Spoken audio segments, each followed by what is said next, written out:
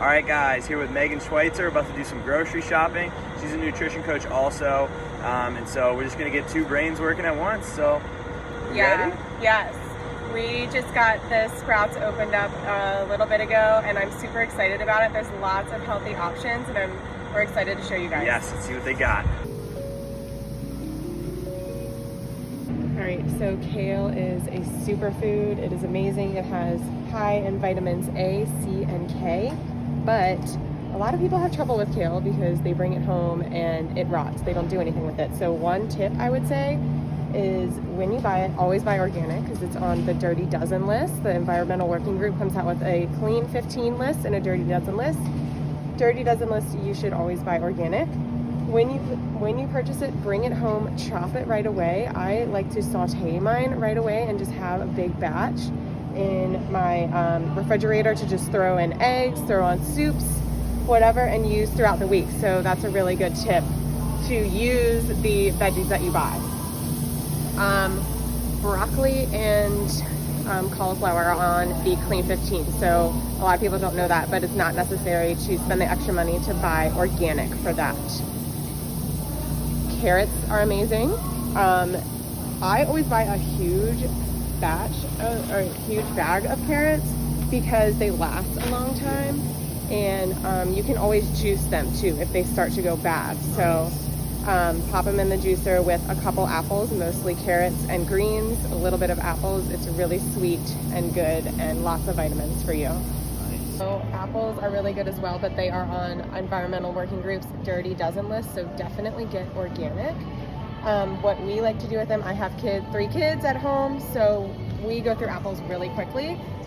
We just like to slice them, eat them with peanut butter, oil-free peanut butter, and you can put them in a juicer, like I was saying before, with the carrots, juice them with carrots and greens and celery, or you can also dice them up really small and put them in a dish too. So for example, like a sausage dish with diced apples and sweet potato makes a really good lunch, dinner, breakfast, any dish. So okay, so berries are in the Dirty Dozen. Strawberries are at the top of the list. So I always try to get organic with berries, but just because they are organic doesn't mean that they're 100% not sprayed with pesticides.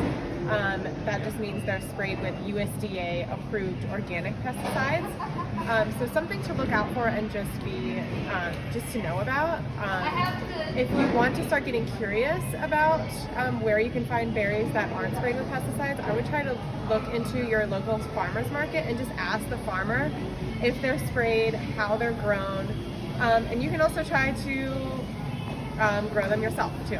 Okay, pineapples are so good and have lots of vitamins and nutrients, but you don't really need to buy organic with it because it's on the Clean 15 list, and a lot of people don't know how to pick pineapples too. So what you want to do is you want to pull off the top leaves, and if they come off easily and quickly, then it's usually close to being ripe. Also, you want to smell it as well, and if it smells sweet, like that pineapple sweet smell, then it's good to go too. And when you bring it home, you want to turn it upside down and let it sit upside down for a couple days before you cut into it. That way all the natural sugars disperse throughout the fruit as well. Find where the vine was attached and push on it, and if it sinks in a little bit, are you recording? Okay, if it sinks in a little bit, then you know that it's almost ready to be ripe, or ready to cut open, that it's ripe and it's sweet. And also you can smell it too, so you can usually smell the cantaloupe sweetness, and cantaloupe are in the Clean 15, so you don't need to buy organic. Yeah, one thing to keep in mind is, like, see how it has the hard outer shell, like stuff like this, avocados, watermelons. It's not as important to get organic if it's got a nice protective layer. Stuff like berries, where you're eating the actual skin, is going to be better to get organic, and we'll talk about that a little bit more. And same thing with honeydew too. If you have honeydew and you push on right where the vine meets the fruit, then that's how you know when it's ripe. Produce for a packaged lettuce. A lot of people don't know about this, but there's a tab under here that you push, and then you can pull it out, so that way you can go to the back and get the freshest, the most fresh and up-to-date lettuce and all of that. And also I would say don't buy packaged kale in a bag, because you want to be able to take the leaves off. See how there's like the ribs of the kale in there? You don't want to eat that. It's not good, and it's not good for your digestion too. So don't buy this.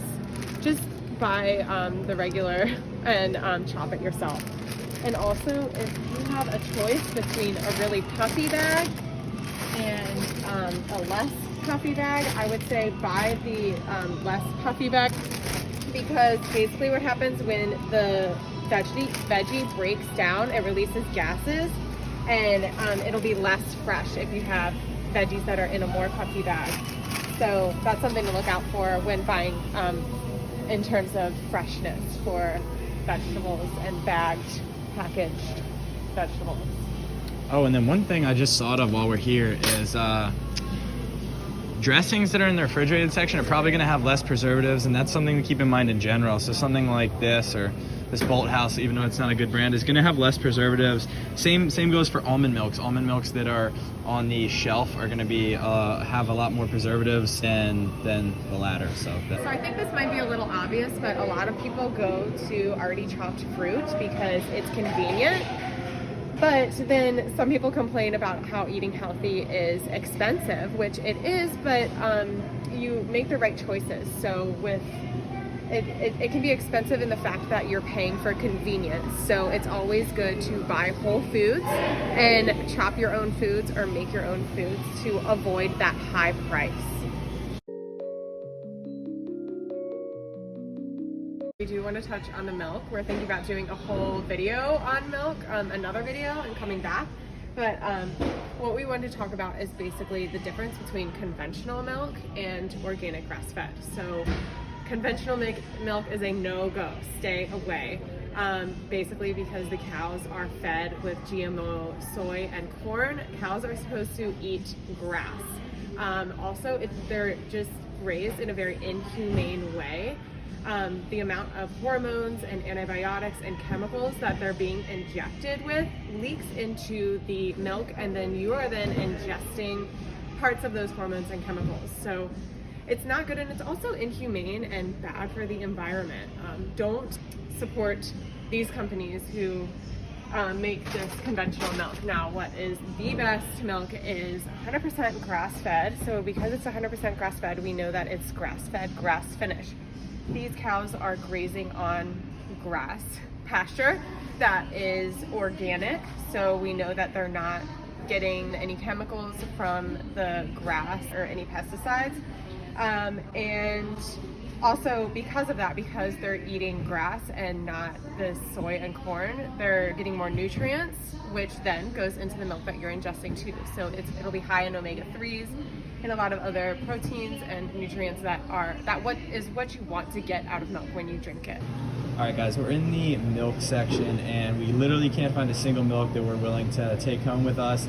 They all either have natural flavors, some form of sugar, just tons of emulsifiers, just nothing good. What kind of other stuff do we see in there?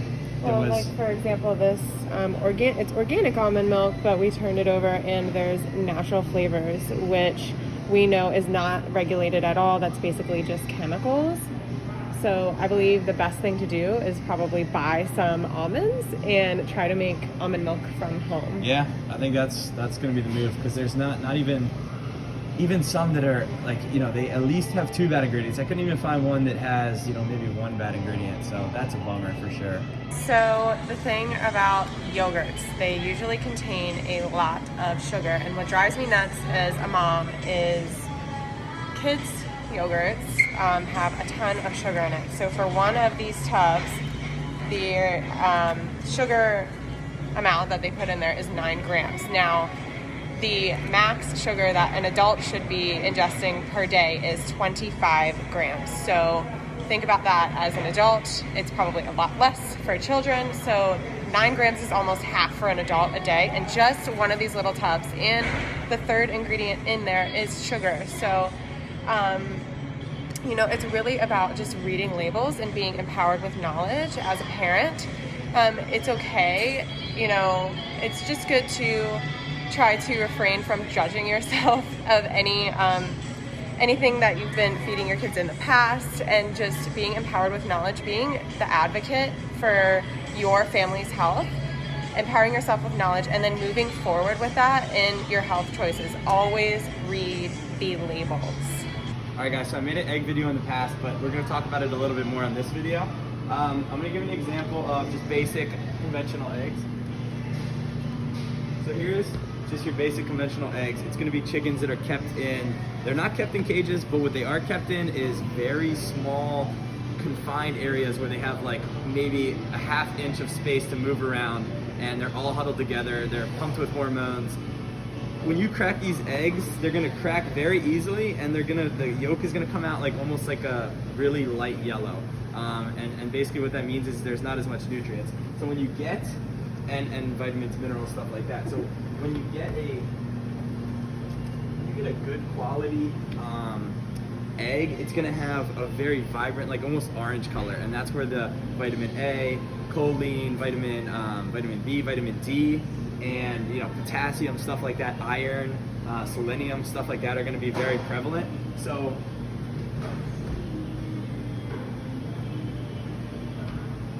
something like this, something like an organic, pasture raised is the word you want to look for. Cage free, like I said, it just means that they're not confined to a cage, but they're still in very bad environments. They're all huddled up, they have no room to move around.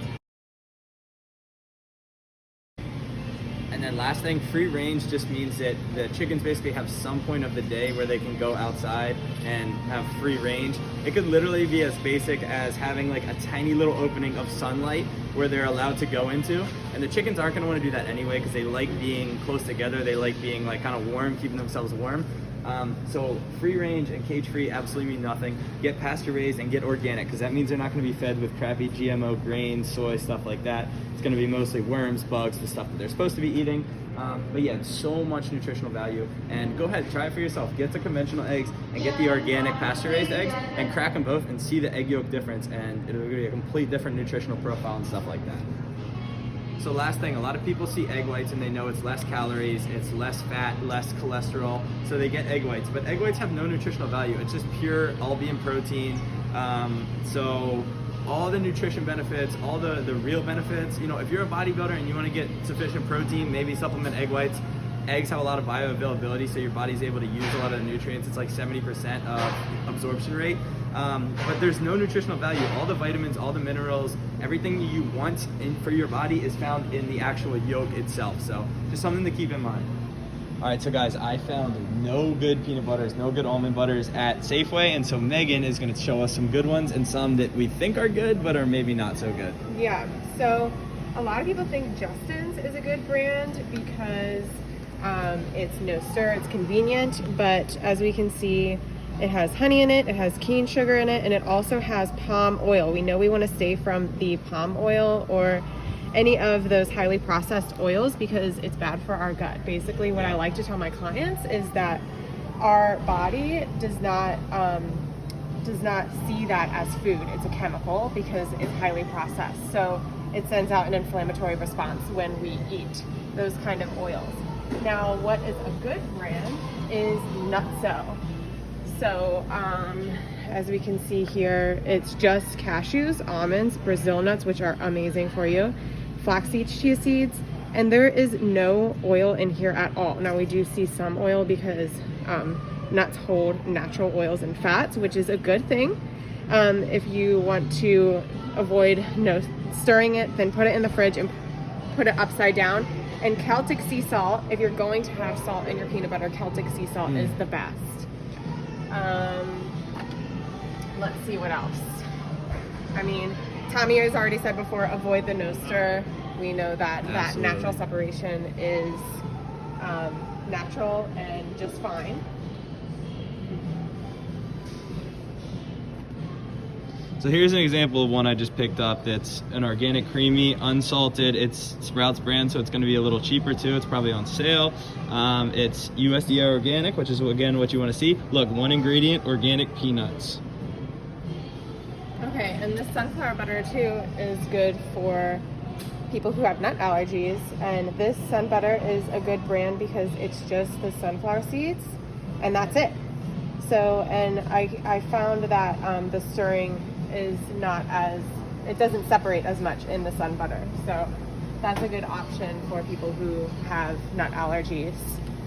Okay, so coconut butter is really, really good too. It has a lot of good healthy fats. And a lot of people don't know about it. So what I like to do with coconut butter is I'll make little fat bombs. I'll mix coconut butter and coconut oil, and then I'll whip up some like mint extract and cacao powder, and it makes like a really good just little treat, little dessert, and you get all those healthy fats in with it too. Definitely refrigerate it after you mix it all up. Okay, so tahini is really good too. It's basically just ground up sesame seeds. If you get the right product, you just want to see sesame seeds and that's it. But tahini is good to make your own hummus at home. So a lot of hummus can be higher priced, but if you're paying for the convenience with that, you can always make it at home. So throw in some chickpeas with tahini and some garlic, and you've got yourself a hummus in a blender. So, all right. Crappy breads. Let's talk about some crappy breads. So first we'll start with the bread that we know is bad, which is white bread. Tons of sugar, tons of rough ingredients in here. So let's take a look at this real quick. So when you see unbleached or bleached wheat flour, it basically just means it's stripped of like the whole grains and the whole wheat. So it's taken away all the nutritional benefits. And then you look at, let's see what else we got in here. Then you got a bunch of cheap oils, soybean oils, sugar.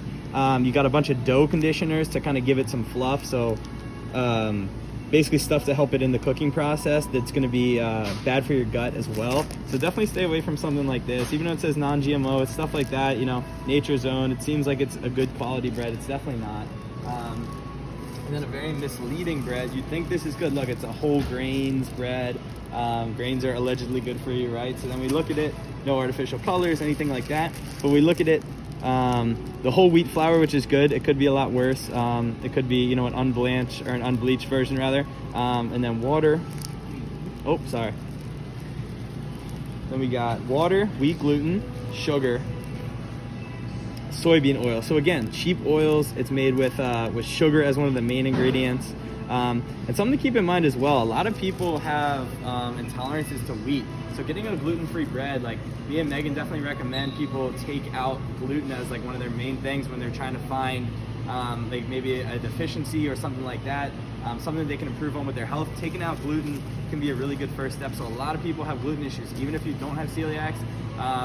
Tons and tons of people react negatively to gluten. So something to recommend is to take that out of your diet as an elimination diet and just see how your body does with it, see how your gut does.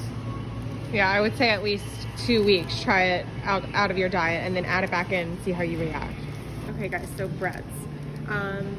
Usually when you're looking for a healthy bread, you want to look in the refrigerated section, which our Sprouts has an amazing selection for healthy bread. So I'll start with one really awesome brand, which is the Ezekiel brand. It's so good because it has all sprouted grains, and so sprouted wheat, you can see in there barley, all of these awesome grains for you, nice fiber, and it doesn't have any added sugars or any nasty oils, which is definitely something you want to look for with breads. However, some people might be gluten-free, and this contains gluten. So a gluten-free option is Canyon Bakehouse, which I use in my house. I love. It's a 7-grain, again, sprouted bread. And you take a look at the ingredients. There is cane sugar in it. However, the total sugars is 2 grams per 1 slice, so it's not terrible.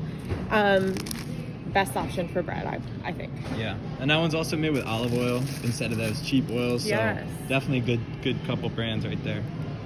All right, so snacks. Annie's is definitely a brand that can trick us, right? A lot of people think that Annie's is a healthy brand. So for example, on these gummy snacks, you think they'd be healthy, but you turn it around and the second ingredient is cane sugar. You can see all the other ingredients too. It has added food dyes in it, sunflower oil. This is something that we definitely don't want to be feeding our children. As well as look at the sugar content, 11 grams for one pouch. Again, like before, you should be maxing out at 25 grams a day for an adult. So this is almost half the amount of that for an adult. So, and some kids can rip through 2 or 3 of those. So, because they want more. That sugar excites their brain and they want more. So one more quick thing I just noticed. So again, it says flavored with other natural flavors. It says no artificial flavors. So we know, guys, that the natural flavors and artificial is the same thing. They're both man-made. We got to stay away from those. So again, with the marketing, you know, no high fructose corn syrup, but instead they're using sugar. So yeah, and it's just made in the lab. These natural flavors are just made in the lab. Our bodies cannot recognize them as foods. One thing I will say for fruit snacks is this is a really good brand, a really good healthy substitute. It is a little expensive, $5, but I would say that this can be used as almost like a transition for kids to transition to all fruits, whole foods, and dried fruits too. So as you look at the ingredients, I love this apple one because it is apples, pears, and they put spirulina in there, which is amazing. It's a really good superfood. We can move on to granola. yeah. Okay, so granolas are something that seem healthy, right? Like crunchy granola, people like it, they put it on yogurt, they think it's a healthy breakfast, but it is so high glycemic, lots of sugars, and oats too can be processed as high glycemic in the body. So for example, we can come down here to Kind. A lot of people think that Kind is a healthy brand. It's marketed as oats and honey clusters. You'd think that it'd be sweetened with honey. Turn it around. The first sweetener ingredient is cane sugar and then honey. Let's look at the Canola oil too, brown rice syrup. Yeah. Yikes. Not good, not good. How many sugars are in here? 5 grams per 2/3 cup. You know, not the best, but I do have a good option for you, and that's Purely Elizabeth. I love this brand because it is sweetened by coconut sugar, which is a natural sweetener. Tommy, do you want to talk about the natural sweeteners and refined sugars? Yeah, so natural. Yeah, so one thing to keep in mind is that a natural sweetener like a coconut sugar, like more of like a maple sugar, so not maple syrup, but a maple sugar, like a natural maple, and fruit sugar, stuff like that, glucose, fructose, the way they metabolize in your body is very, very different than, for example, like a fruit sugar, a glucose, sucrose, lactose, stuff like that. Those sugars, especially like fructose, you know, people think that when you eat fruit, here, you want to trade off? Yeah. People think that when you eat fruit, it's the same as eating like a candy bar. It's very, very different. So, you know, the outer layer of fruit, it's very fibrous. It slowed down the way your body processes the sugar. Your mind also knows, your body and your brain also know that it's a different type of sugar. So it's metabolized very differently than refined conventional sugar. So something to keep in mind, sugar is not the root of all evil. And with that being said, neither is any one thing, carbs, fat, anything like that. It's the overconsumption of these things that are. So something to keep in mind that refined sugar, fructose, glucose, very, very different. Mm-hmm. So one more thing with granola is you can see the serving size is generally like, okay, it says a 1/3 cup, and that's for 5 grams of sugar, 130 calories. No one has a 1/3 cup when they're eating granola. It's going to be closer to that other measurement, that 2/3 cup when you're eating granola. So 250 calories minimum. And even if you measure out 2/3 cup, it's really not a lot of granola. So most people are using like a whole cup of granola. You're looking at like 500 calories, close to it.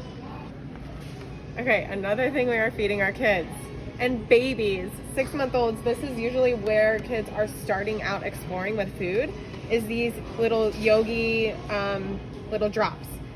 But when we turn it around, especially the yogurt, we see that there is, again, sugar as the 3rd ingredient, plus all of these different other ingredients too. Let's see, all of these chemicals at the end here, which I don't even know how to pronounce it or what it is. Yeah. And that's usually a good sign that you don't want to be ingesting it and eating it. There's organic sugar at the top, and then, more sugar at the lower end of the ingredient list. So and I saw some natural flavors in there as well. Oh, did you? Yeah. So It's not good, but I do have a good option for you that's not here, but Beech Nut brand makes a good yogurt drop. It's actually, don't get the yogurt one. Get the 3-ingredient one. I believe it's pumpkin. The pumpkin ones are good. So look for the 3-ingredient Beech Nut brand for that, which I don't see here, but that's a good product to be giving kids. Perfect. And general rule of thumb, just like Megan said, if you can't pronounce the ingredients, they're probably not going to be good for you. And again, it's one of those things, keep stuff to maybe minimum ingredients, like 6 ingredients, 10 max, and you'll be good to go. Okay, another thing for pouches. I would definitely just quickly look on the back, and again, always look at the ingredient list and make sure the ingredients in the pouch actually match the ingredients that they're advertising. A lot of what pouches used to do is they would say, for example, with this one, they would say bananas, peaches, mangoes, and super chia, but then you turn it around and apples would be the first ingredient. I guess it's a cheap way to make it, and usually with the first ingredient, that means that there's mostly apples in it. But this one doesn't have that. Just something to look out for when you're buying for your children. All right, so now we're going to talk about oats real quick.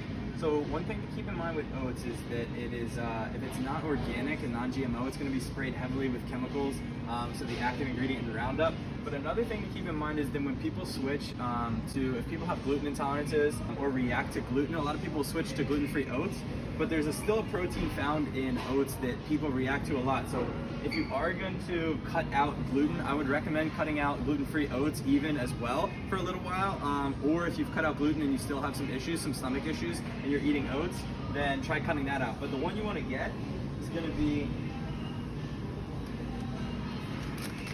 ideally, if you are cutting out gluten, then you want to get the gluten-free. But actually, this is not the organic, so the same thing but organic. Let me see if I can find it.